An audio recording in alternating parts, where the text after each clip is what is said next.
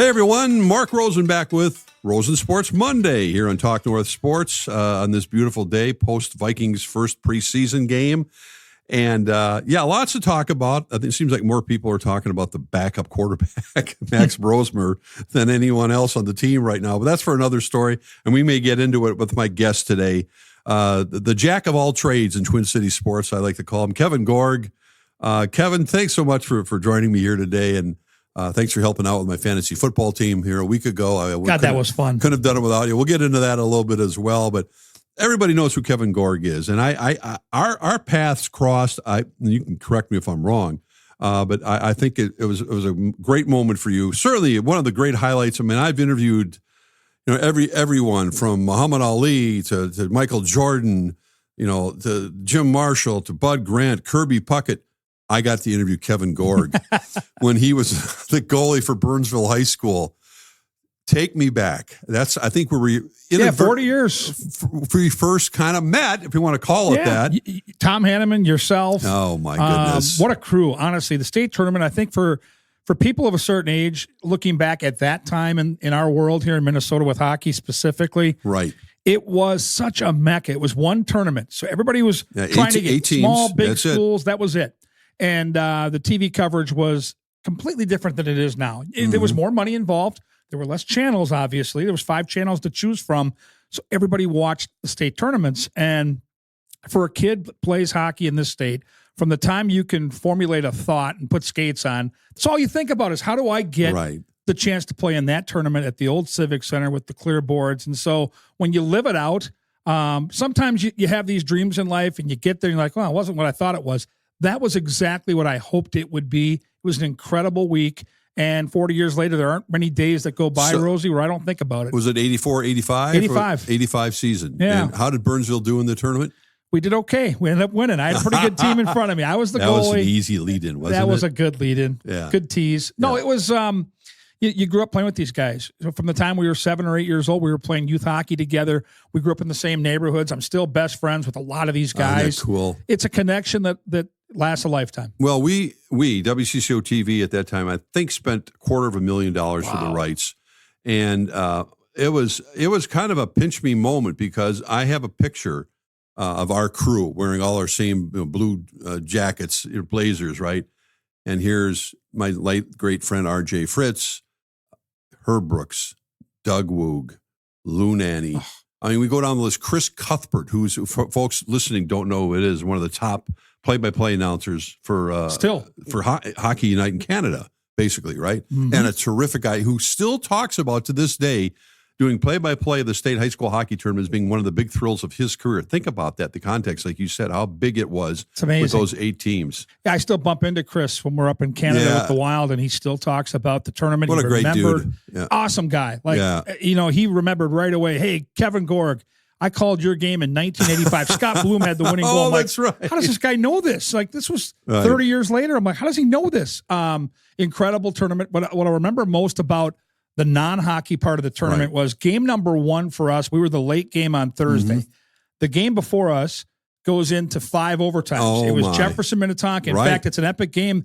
They had to finish it the next morning. Yep. So I'm in my gear because we're going to hit the ice. As soon as that puck goes in and the game would end, we're on the ice for warm-ups. So I'm in my gear waiting to go on the ice, and I'm a nervous wreck. I've been waiting for this moment all my life. Well, Herb Brooks was working the intermission studio, which was adjacent to our locker room underneath the bleachers. Herbie knew my dad. They were St. Paul guys. When he had his hockey camp in Faribault, Herbie's coaches would go play at the country club where my dad was the pro, and my dad, Kenny, his son, got to go to the hockey school for free. So that was the connection they had. So he called me over. He says, hey, you're Kenny Gorg's son. We spent multiple overtimes chatting about life. Herb Brooks called me over 5 years removed from the Miracle on Ice and was telling jokes and making wisecracks and teasing about my dad. At the time, I was numb. I was just in awe of the moment. But looking back, he knew I was nervous and he was trying to get my mind off of the pressure that was at hand. And Herbie just had that way about him.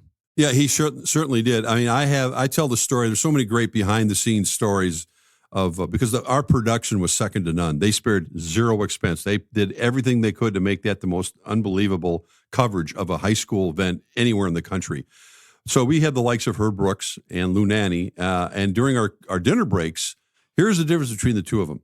Herb would go back and we'd be talking when we had the game coming up next with Rochester John Marshall against, Hill Murray or something. And Herbie would have a piece of paper out, his pen, and he'd be diagramming power plays the way he feels that they should be doing it, right? I'm not making this up because how could I?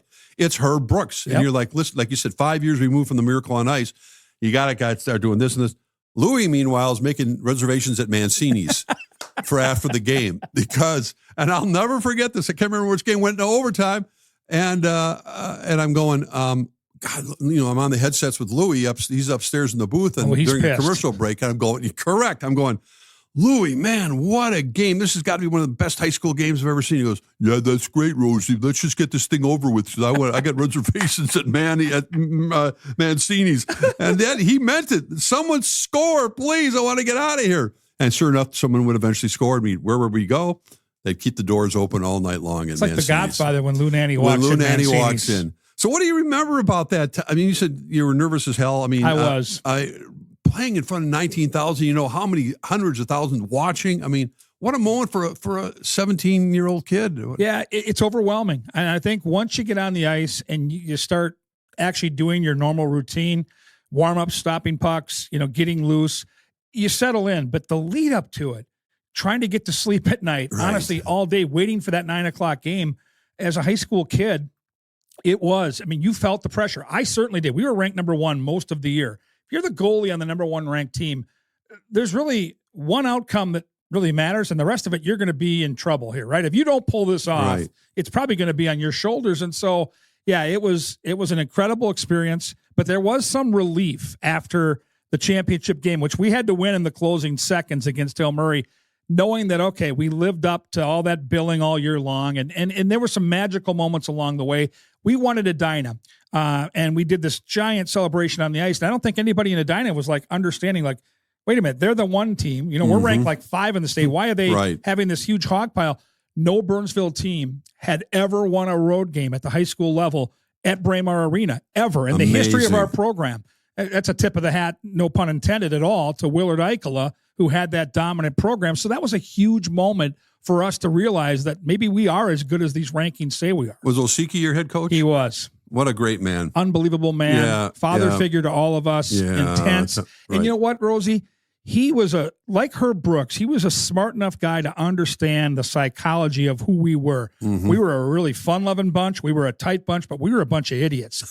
And if he didn't have the reins pulled tight, we would have screwed this thing up 100 different times. He was really hard on our hockey club, and it was the right thing to do. So you spent a lot of your youth getting ready, playing goalie. Was that the position you played? You wanted to play. You win the championship and go, where do you go from here? Did you continue playing hockey for a while? I did. So I played down in the USHL. I got drafted by the Des Moines Buccaneers, and I was excited, although Iowa was like, all right, I'm going to be a farm guy. I didn't understand Des Moines was a beautiful city, which it is. Yes. I get down there. Jim Wiley, long time. I mean, he ended up being an NHL coach, but he was an old school guy. Put us in Army barracks for the 2 weeks of training camp. Oh, my. You're going from playing in Burnsville, this beautiful suburb, and the state tournament, and you're living in an Army barracks. It's 90 degrees. There's no air conditioning. I remember getting on the payphone because back then we didn't have cell phones. I put my change in the phone. I call back home, and I tell my dad I'm done. I want to come home. And he said, here's the deal. You made a commitment to this hockey team. You're going to play. That's the end of the story. And he hung up. And it was a great thing that he did. Yeah. First time away from home for me. Sure. I've been there for 10 days. It was miserable. Camp wasn't going well. They picked me high in the draft. They're thinking, okay, this guy's a state champ. And they were a bad team. He's like, he's going to come down here and be a savior.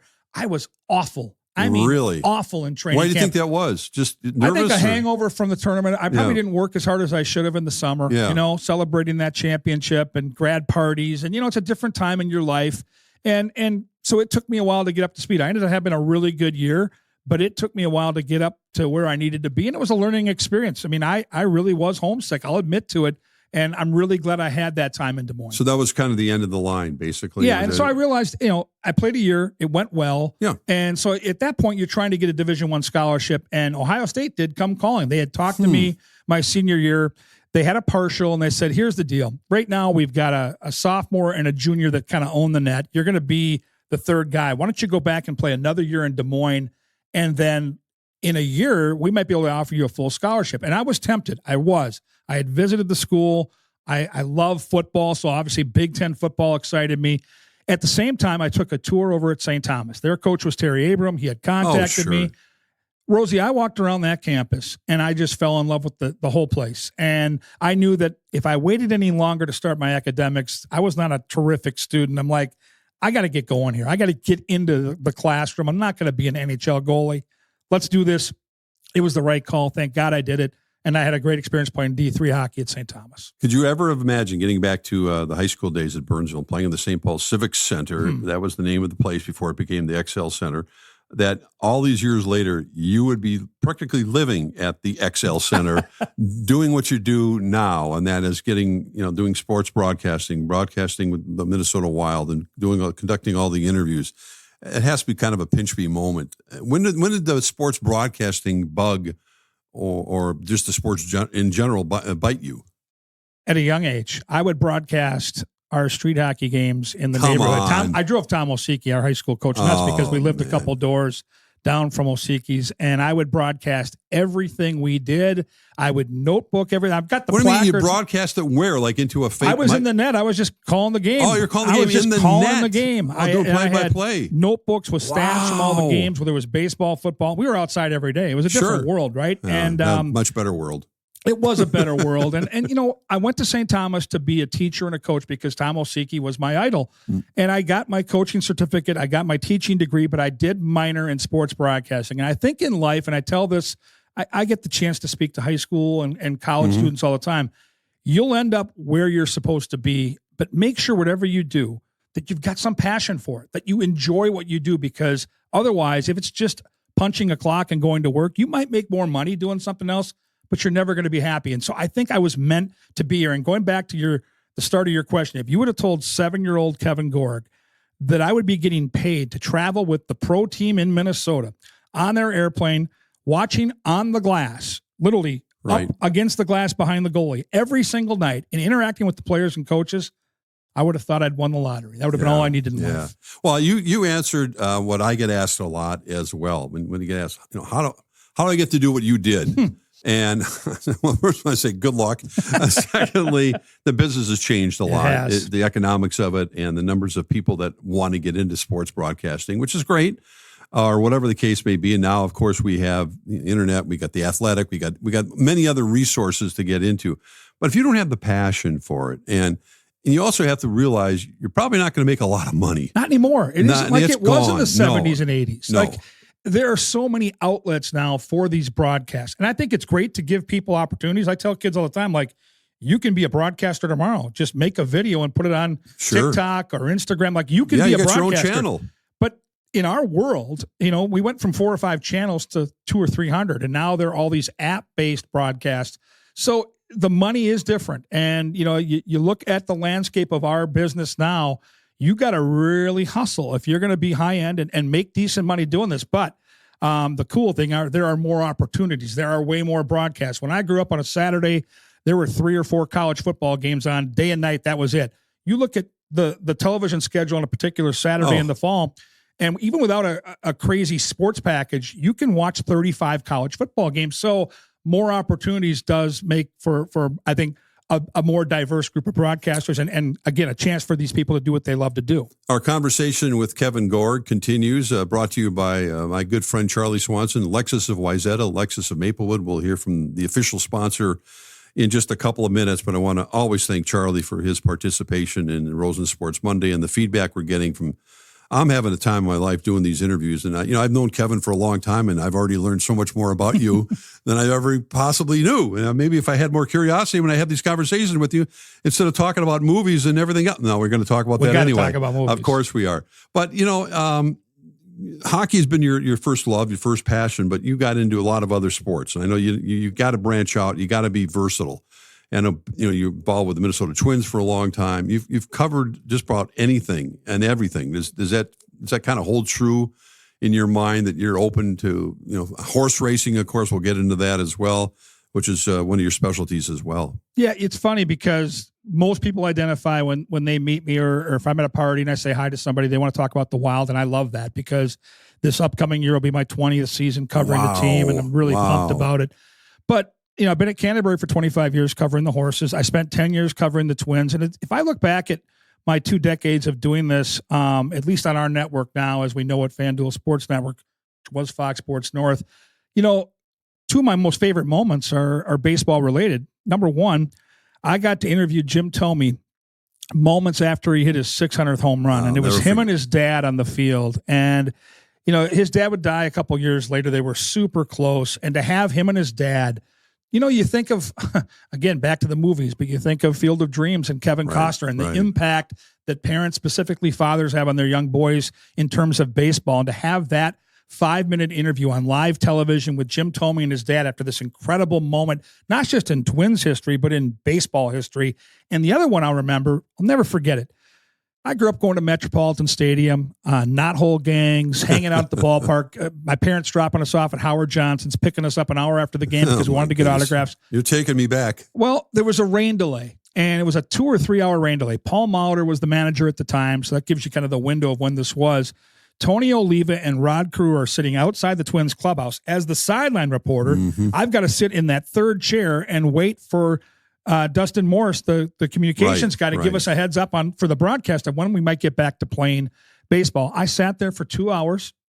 I was welcomed into the conversation, but mostly got to listen to 2 of my childhood heroes, Tony Oliva and Rod Carew, throw barbs at each other, talking about life on the road, talking about ballparks. I mean, Rosie, it was one of those moments as a broadcaster where you're just in awe of the opportunity to be in that air, and it was so cool. Those 2 men, Hall of Famers, were roommates for many, many years on the Minnesota Twins, and I've had the pleasure of knowing both of them. And Rod, in particular, 1977, he was on the cover of Time magazine at the All-Star break. He's hitting over 400, and he was going to be the next Ted Williams. And I remember Rodney gave me great access to his house and his young daughters at that time, and every time I'm going to see him actually this Friday. He's in town with Jim Cott for the Dunkers conversation, and my wife told me about it. She invited me. Thanks, Karin, for inviting me to the breakfast on Friday.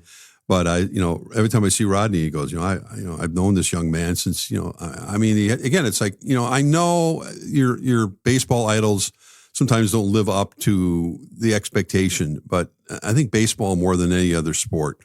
Harmon was that way. I mean, Harmon stood out to me. I got goosebumps thinking about him. I mean, he meant so much in my entire life, childhood, being a youngster, interviewing him after his 500th home run in the business, and then playing golf with him at the Tom Lehman charity golf tournament, and just being with him all the way till the point where I wrote him an email right before he passed, and so thanking him for having the kind of influence on me, but more importantly, an entire generation of Twins fans, teaching kids, young players, how to sign an autograph correctly. So I know what you mean when you have like Tony Oliva and Rod Carew. I mean, does it get any better? And I had the chance to meet Harmon Killebrew one time. Yeah. I got to broadcast a Legends game that the Twins put on. Well, this had to be almost 15 years ago. Kent Herbeck and some of those guys were playing.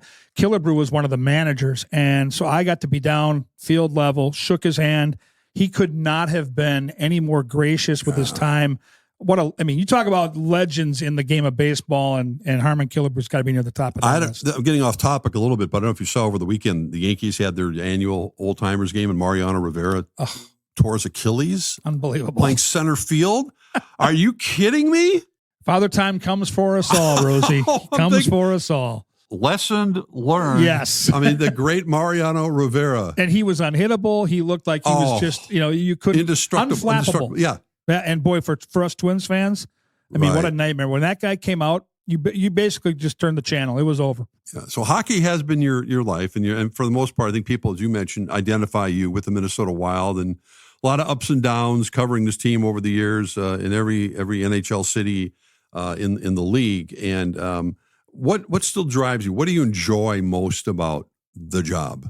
I enjoy the relationships that you foster, gaining the trust of the players and coaches. And I think, it's a big deal in this day and age. They're trying to be as private as they can. And You know, I talked to Tom Reed about this a lot. When Tom played, you could go out at night. You could act, in a different manner. These days, it's a different world. Everything's right there on the phone, right? Yep. So these guys are pretty buttoned up. And, when you travel with the hockey club, they get to know you a little bit. And if you're, you got to respect their space. But if you're somebody that knows the game and understands how that relationship is supposed to work, they'll let you in. And I've been fortunate to work with a handful of unbelievable coaches, going back to Jacques Lemaire. He can be a tough guy, though. He can be. And I'll never forget my first year traveling on the team with Jacques. I'm reading a book by Ken Dryden, fellow goaltender, a little different level, obviously. And the book was called The Game. And if you're a hockey fan, I strongly recommend this book. But the point of my story is, as I'm reading the book, Ken Dryden was putting us back in the locker room in the mid-'70s with the Montreal Canadiens. And the stories he's telling revolve around gentlemen. They were sitting a couple rows in front of me, and Mario Tremblay and Jacques Lemaire. And it just it dawned on me, year one, what a huge opportunity this was, and not to take it for granted. Well, that year I remember because I covered all those playoff games in 2003. Doug Risebrough was GM, right? They weren't supposed to be very good. No, they were not at all. And they were down 3-1 to both the Colorado Avalanche and Vancouver Canucks. I was in both those cities, and they came back in both of those games. Andrew Burnett's goal, of course, against Patrick Roy, sent him into retirement, I think, right? But he did. That was a moment in thinking to myself, wow, this isn't supposed to happen. And we're still kind of waiting for it to happen again. We are. And there's no doubt this fan base deserves a cup run, and I think they're going to get it in the next 5 years. I really, truly mean that sincerely.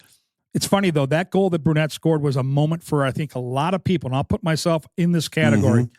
I was a dyed-in-the-wool North Star fan, and I was bitter when they moved to Dallas, and I was upset that we didn't have a team in this town. And for a long time, I didn't think I would ever be drawn back in. Sure. I had season tickets. This is before I was working for the Wild. I started in 2006. So my buddies and I got tickets. We shared season tickets, and we'd go to the game because we loved hockey. That moment when Brunette scored that goal was the first time myself and a lot of my friends said, okay, let the North Stars go. Let them go. And let's move on. And now we have our club. It's been bittersweet because, to your point, we haven't had that run since, and it was way ahead of the schedule. Jacques Lemaire was a blessing and a curse. And I've said this, and it's not his fault, but he's one of the great coaches the league has ever seen. He didn't allow the team early on to ever bottom out because he was so damn good at his job. And the Wild really never had those can't-miss picks, right? They've had first-round picks, but outside of Marian Gaborik, they haven't had anything remotely close to a Patrick Kane, to a Sidney Crosby, to a Connor McDavid, where you knew that you were the worst team in the league by a landslide, and you got that guy.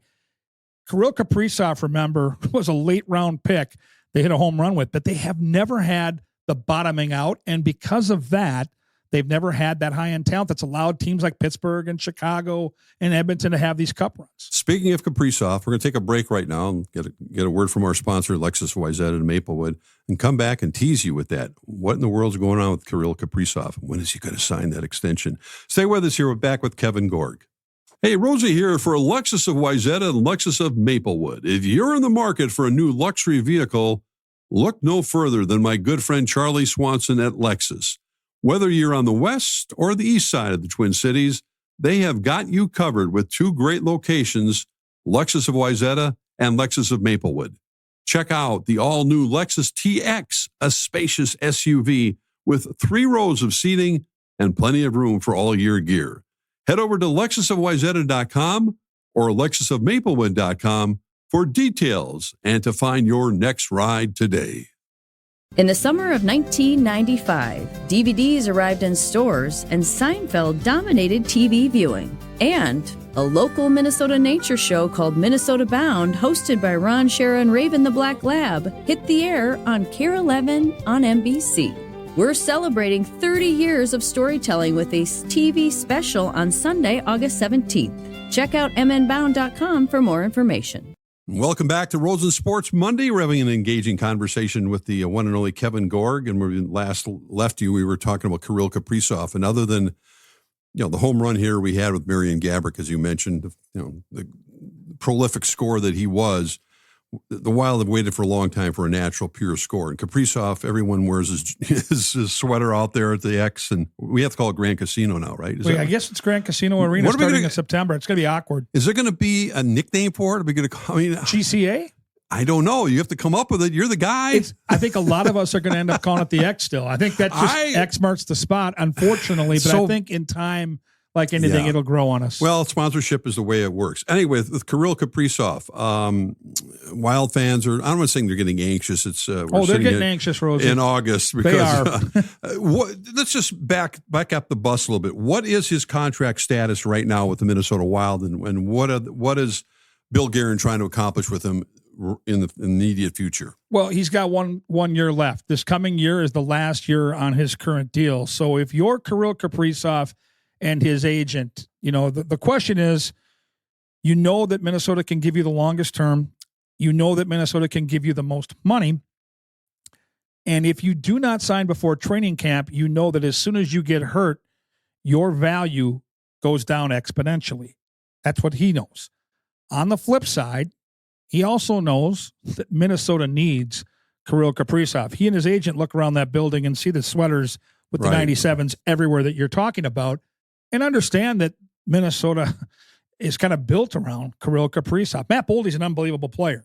He's 1A, but Kirill is still number one. Mm-hmm. And so both have reasons and both are motivated to get this done. People ask me all the time out at the racetrack, every weekend, when's it going to happen? I won't be worried until we actually get on the ice at training camp and he still hasn't signed the deal. At that point now, the risk has already started of that injury happening. And I don't think anybody involved wants that. I have a pretty good feeling it's going to end up being around 8 years and $120 million. And there's a small chance right now as we sit here, and I don't know this, but there's a small chance that there's already been some sort of an agreement. And if you're Minnesota and you're trying to sell tickets for the upcoming season, you're not going to make this announcement now if you don't have to. Mm-hmm. You're going to wait until it really matters and the season's right upon us. Is Kaprizov's camp waiting for Connor McDavid to sign his new deal to kind of gauge where he's going to fit into the big picture? I certainly think they are, and I don't blame them. People keep asking, well, what's wrong with his agent? Nothing's wrong with his agent. He's trying to get the most money for his client. That's his job. That's his responsibility. And McDavid can shift the market, and everybody knows the cap is going up. And so now it's a waiting game. It's a game of poker for sure. It's a stare down. But the bottom line is I think both sides are motivated to get this done. And I think Kirill, and I've had a chance to get to know him, he's really comfortable here. And he's not a kid that comes in and is comfortable in every setting. He is comfortable here. And for the most part, he's left alone here, which I think is a big deal for him. Let's assume Kirill is going to get the contract done and that all parties will be happy. We've heard for years now, because of the Parisi Suter situation, that the Wild didn't have any money. They were handcuffed. We know the whole story behind it.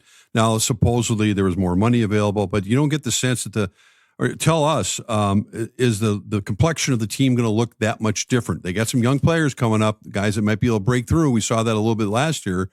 And we've certainly seen it with Brock Faber. I mean, we know that they have some young players on the horizon. They have some young players that need to take a step this year. If this team's going to be a real playoff/cup contender, they've got a handful of young guys that need to take a big step. The only difference I see, and the moves they've made have been subtle. They brought in Tarasenko, who's Kaprizov's buddy, who can be a real help to the power play. But 5-on-5, I don't think he's going to bring an awful lot. Mm-hmm. And, of course, a sneaky good signing of a guy like Nico Sturm, who's been here before, who's won a couple of cups, who's physical, who wins a ton of faceoffs, and who can kill penalties. He's going to make an impact, no doubt about it. But there was no big splash. People wanted to see a Brock Nelson or a Brock Besser. Right. The market didn't garner that. I think Vancouver overpaid for Brock Besser. And I'm friends with Brock, and I love the kid, but they overpaid for him. Billy didn't overpay for anybody. He didn't panic. A lot of teams in the summer will overpay to get things done. I understand what Colorado had to do after they made the moves they made at the deadline last year. What we have in Minnesota this year that we haven't had in probably almost a decade is flexibility to make the big splash in season. Either it's a big trade or a free agent they want to bring in. Bill Guerin finally has some wiggle room. The last couple of years, they were literally trying to figure out, Rosie, who they could call up, who they couldn't, to stay under the cap with all the injuries they had. They were up against the cap for months during the season. That's not going to be the case anymore. But the players that need to take the step are guys we've been looking at here for a couple of years. A guy like Liam Ogren can be a scorer in this league, but he's got to take a big step. You look at Zeev Boyum. We saw a teenager that was overwhelmed in the playoffs. I don't think that will happen through the course of this season. You're going to see him grow up right before your eyes. And then I look at Jesper Wallstedt, a guy they moved up to draft in the first round a couple years ago, a guy that had a nightmare of a year last year in Iowa, part of that being due to the fact that his team was depleted with the injuries the Wild had. Right. They need to get him up and going at the NHL level with Gustafsson to create a nice 1-2 punch. In the meantime, you spend a lot of time at the track, the horse track we're talking about here, and you got a big smile on your face, touting, doing the thing. When did you get into horse racing from a standpoint of, handicapping, whether it's the Kentucky Derby or the 5th race at Canterbury Park? I didn't know a thing about horse racing until Canterbury Downs opened up in the mid-'80s. Really? And it was big news. You were obviously a part of the news market that covered it. It made a huge splash. And so summer after my senior year, so summer of 85, actually about 40 years to the day, was July or August, I went out there on a whim, had no idea what I was doing. All I know is the first race that I watched had 7 horses, and I had $2 bets on all 7.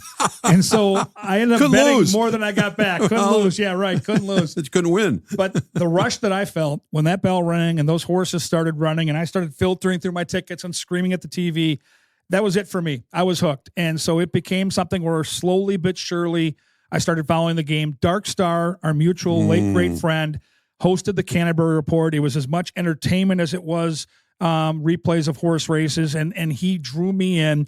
I would record every night the Canterbury Report. I would study film, and for 40 years, I've been in love with the game. What is it about this track that you think continues to make it survive? And it's a tough business. It is. Owning a horse is expensive locally, and I know there's all this stuff about Minnesota breeders and having those local angles because it's important, and the laws have to accommodate that to make sure the track is successful beyond people going out there maybe even to play blackjack. Yeah, it's been a tough go the last couple of years with the numbers, and give the Sampson family a ton of credit. This has been a labor of love for them for sure. And the irony of the whole thing is our crowd numbers continue to grow. Young people are coming to the track. Like Saturday, PA was working the Vikes game, so I got to call the races. I hopped in the booth. And how do you do that? I did that once. It's scary. It's the freakiest thing I've ever done in my life. You get the binoculars on the back stretch, and all the horses are bunched together, and you can't tell number 4 You just from don't want to number... screw it up, right? Like you're up there for 2 minutes. I think number 4 is in the lead by... I'm going, oh my God, I have no idea. He does it in his sleep. I'm learning year by year. I fill in probably 10, 12 times a year. But anyway, there was a bunch of young in the crowd. It was energetic. There was beer fest out there. We've had concerts out there.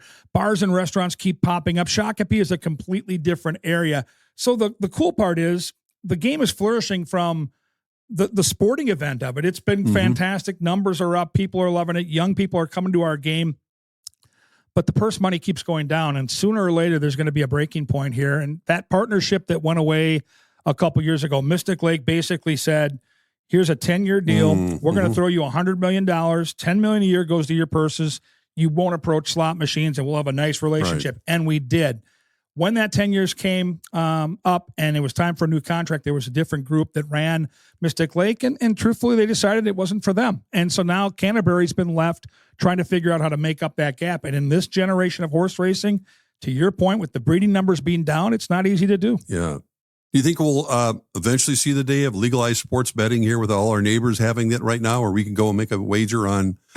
It boggles my mind how we don't. I mean, Rosie, the numbers continue to grow, like in places like Iowa, with hundreds of millions of dollars back into the state's economy. Yeah. And we all know the dirty little secret. And listen, I'm not breaking news here. Like, we all know why it hasn't happened yet. It's both sides of the aisle too. Yeah. This isn't no, one you're or the right other. about that. And give Mystic Lake and a lot of these casinos credit. They've got the money to control the market, and they have. But sooner or later, people in the state are going to say, well, what the hell's the problem here? Like, we're talking hundreds of millions of dollars into education, into roads. Right. Listen, I've taken the drive dozens of times. I'll drive to Diamond Joe in Iowa. It's an easy drive. It's 90 minutes from where we sit right here, but it'd be a whole heck of a lot easier if we were putting the money back in our economy. Beyond Diamond Joe's, you travel all over the NHL, as I mentioned.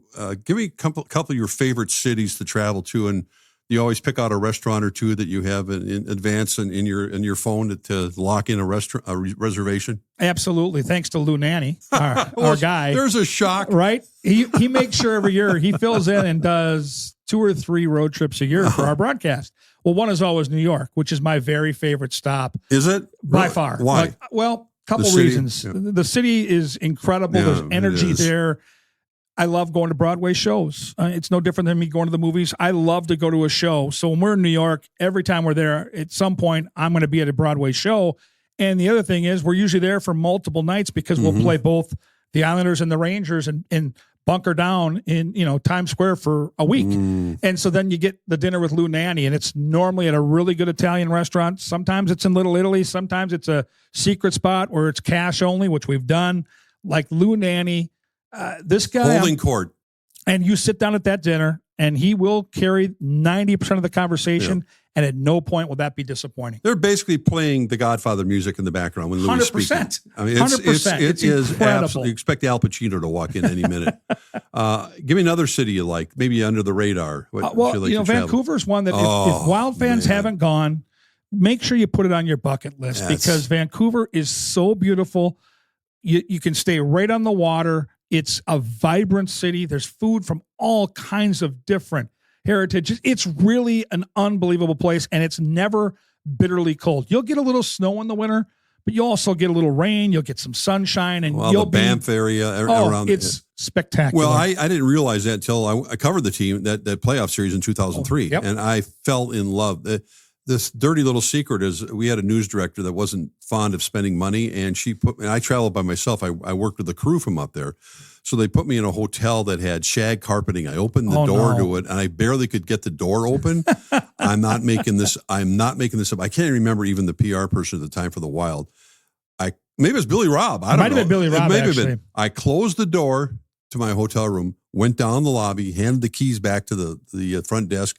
I called Bill. I said, they were staying at the Hyatt Regency or whatever. They were in a nicer hotel, right on the water, and I didn't care how much it cost. They're going to pay for me because I'm by myself. So I checked into there, and I fell in love with the city. Vancouver is 100% exactly right, spot on. It's a place you get on your bucket list. The first time I stayed there, I was way back in the Jacques Lemaire era. I spoke of 2006. And we got in late at night. We had played in Calgary, so we land. It's got to be 1 or 2 in the morning, right? So it's pitch black. Go up to the hotel. We were staying at the West End, right on the water. That's where it was, right? Yeah. And all of a sudden, it was 3. I was going to sleep in. We had an off day the next day, and all of a sudden, I've got the shades drawn, and I hear this incredibly loud noise. It sounds like an airplane. I'm like, what the hell is going on here? Open up the shade. I'm on the water, and it's a hydroplane landing like 50 feet from my hotel room. That's Vancouver. It's spectacular. As we wrap up our conversation with Kevin Gorg, I don't think there's a time when I see you that I don't talk movies with you. And I love it. Movies have been my life, my dad's profession. And every time I see you, and movies, unfortunately, I think probably starting with the COVID situation, a lot of movie theaters are shut down, big productions have shut down. But now they're seemingly starting to come back. And I know you love to go to a movie by yourself. If you're on the road, get popcorn and is it escapism for you? It is. Like yesterday, I worked a full day at Canterbury in the heat, fun day, right? You're running around, you're doing your job. It's great, but you're covered in sweat. Get home, walk the dogs, and what sounds good to me? Quiet time. Dark theater, popcorn, went to the movie last night. What'd you see? Saw Weapons, brand new movie. Not the type of movie I normally go to. I don't like scary movies. It was a psychological thriller, but because of our mutual friend Chris Hockey from the Power Trip Morning Show, who had basically begged everybody to go see it, on X, see it. Exactly, the go see it line from you, and I loved it. I was blown away with how creative it was, how intense it was. It's a little over 2 hours, and that's kind of my measuring line, Rosie. Right. If I see a movie that I'm on the fence about and it's over 2 hours, more often than not, they're pretty damn good. I'll give you the flip side. Last week, I went to go see Naked Gun. I loved all of them. Leslie Nielsen. Yeah, and I love Leslie. Yeah, that was great. And I love the new cast they put together is fine, but it was 90 minutes. Yeah. And that kind of tells the story. It just wasn't very good. Yeah. Well, if you're you're flipping through, and there are a couple movies that you will always stop and watch a few minutes of. You have a top 5 list, a couple movies that just are standalone. Like, man, these are my favorite movies of all time. I'll start with Hoosiers. If I'm clicking around and Gene Hackman comes on my screen, what an unusual role for him. You think about the great late Gene Hackman, and just a spectacular movie. And I think part of it probably is the nostalgia, because it's Indiana State basketball, which kind of mirrors what I experienced as a kid going to the state tournament with my dad in Minnesota. Yeah. So Hoosiers at the top of that list for sure.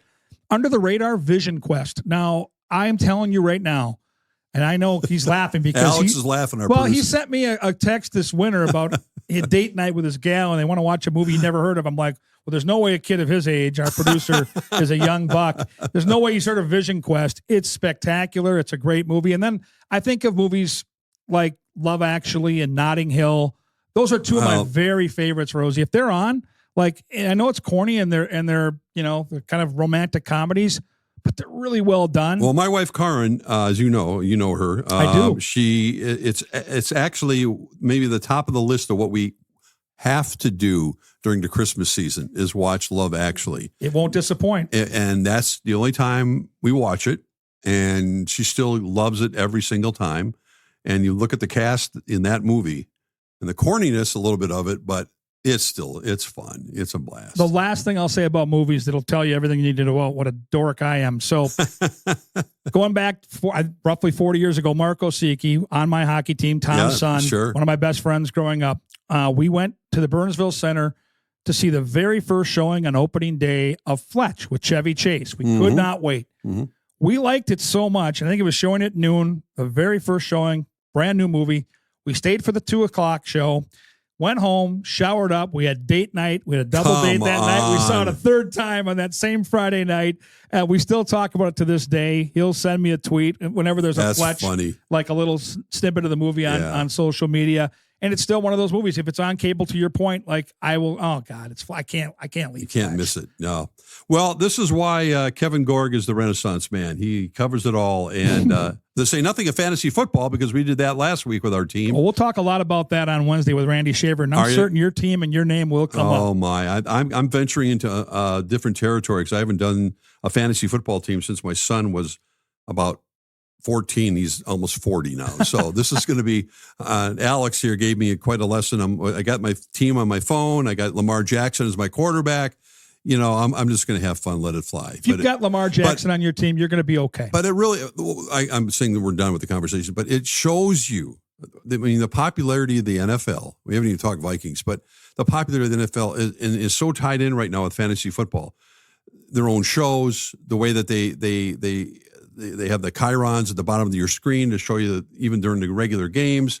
I mean, it's become a part as much of the broadcast as the game itself. Yeah, NFL figured it out long before any other sport, that the gambling aspect, whether it's just a fun little pool at the office or hardcore gamblers, it will drive business up big time. And you go back to watching Brent Musburger on CBS, your network. NFL Today, Jimmy the Greek, and that segment is really the precipice of where we are today. You can't turn on NFL football without anything conversing about the odds, the numbers, the stats, and now other sports are picking up on that. I'll give golf a ton of credit. In the last 5 years, golf has become one of the bigger, more bet sports in our country. Office pools, which we do together on the Power Trip, on the Fan. But now all these pools and all that fantasy golf is driving more business to golf. NFL was always the king. Well, and I love the fact that the NFL for years shunned the idea of any association with gambling. Now they have live updated odds of point spreads during the game itself. Well, the injury reports. Al Michaels loves doing that. Oh, he always says, well, now the game's officially over. But and you can catch it on every broadcast. Brent Musburger always talked about the number. But honestly, those injury reports, which we had for decades, don't think that they were there for the general public to analyze injuries. They were there for the bookies. Of course they were. It was all about the gambling. The NFL figured it out decades ago. We could go on and on. I think we just did. Kevin Gorg, I really appreciate your time, appreciate your friendship, and it's one of the great joys I have being in this business, going full circle with you from your high school days at goalie at Burnsville to here we are sitting together as a couple old guys just hanging out. So much fun, Rosie. Thanks for being so good to me. Thanks for listening, everyone.